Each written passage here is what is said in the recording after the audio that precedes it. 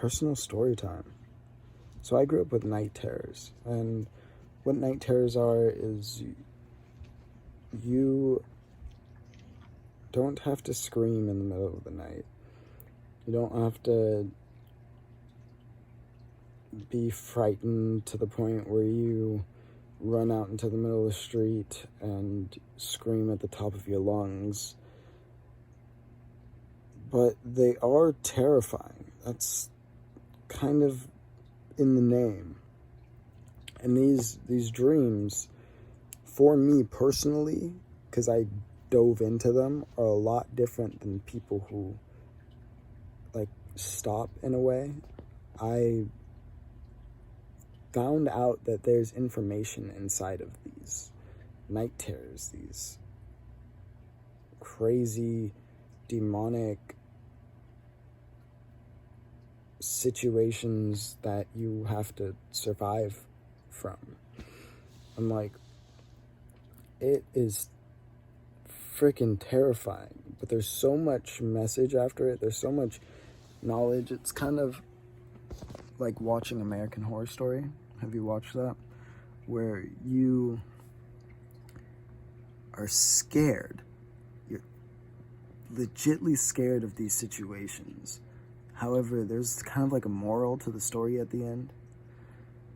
So with my night terrors, they were terrifying. Like, I've had to kill thousands of different demons different ways, or supposedly in my night terror, the information was given to me that I would die.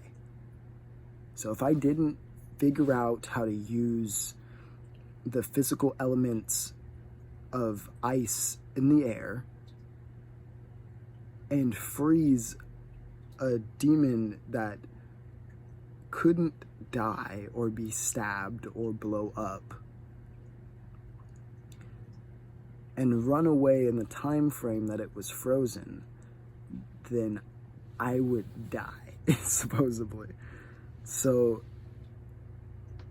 the fact that these were recurring and in a way kind of like a series is trippy on its own. But these night terrors have shaped who I am today. Like, if I didn't go through that, if I didn't have to fight off people who were close to me that just like switched up like out of nowhere, kind of like my mom and her ex, it doesn't matter because there is no X about it. Basically, he murdered her, and situations like that I had to deal with in my dream before that even happened.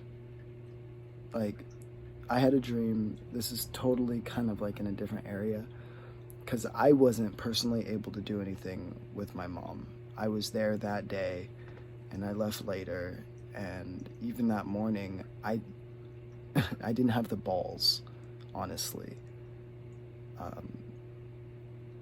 The courage or the understanding of how to kick his ass that morning.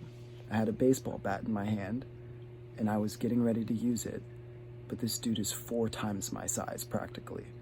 And I have no understanding, had no understanding of how to deal with him. Anyways, besides the point of that,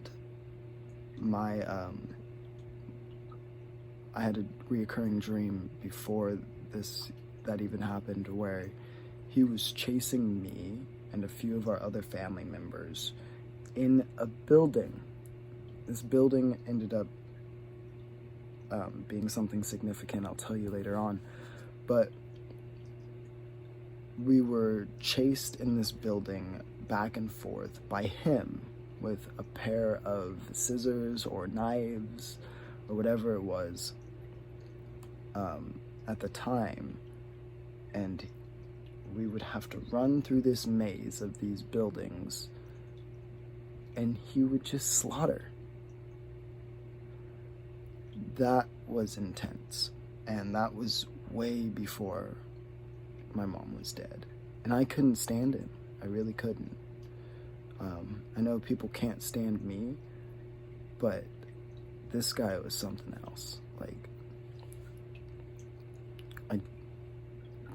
gross. I mean, he is. He exists. He's in jail. So, which kind of, like, I go back and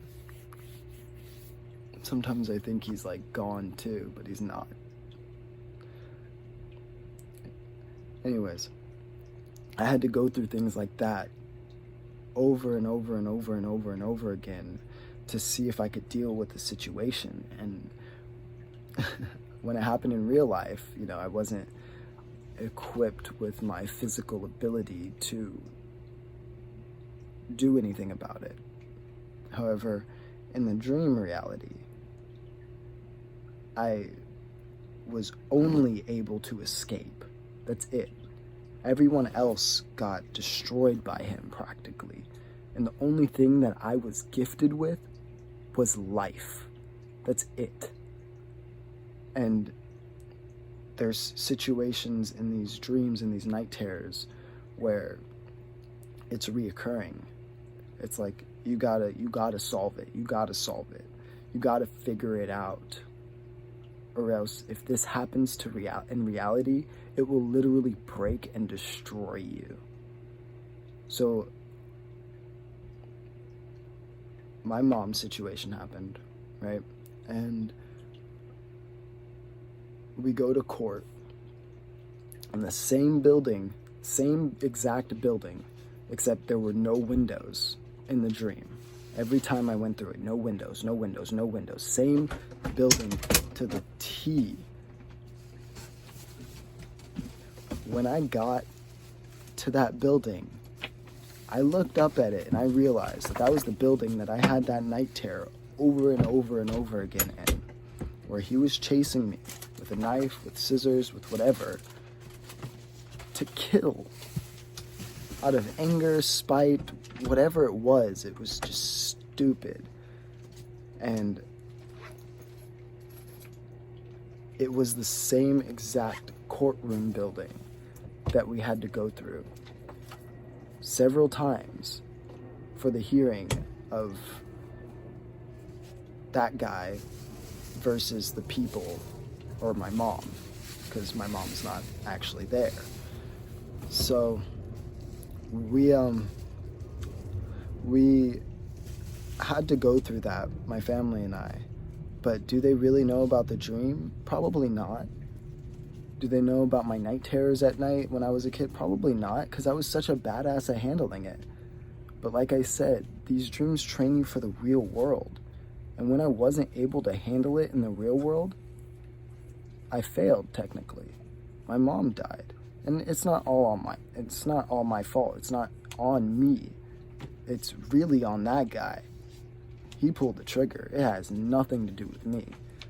But I wasn't strong enough physically on Earth to beat him. Even in the dreams, I knew that I didn't win. The only thing that I was gifted with was freedom in life, being able to exist. My mom was already dead in those dreams, and that was before it even happened. So it's really trippy to have a situation happen in reality that was happening in the dream realm since I was a child. And when the situation actually happened and me not being able to actually handle it, like, shit, man. That says that I need to work out here. That says that I need to build up my physical self and be the best me that I could be. So that's my personal story time for now, and that's whatever you guys take of it. I don't care. I just get to put the videos out.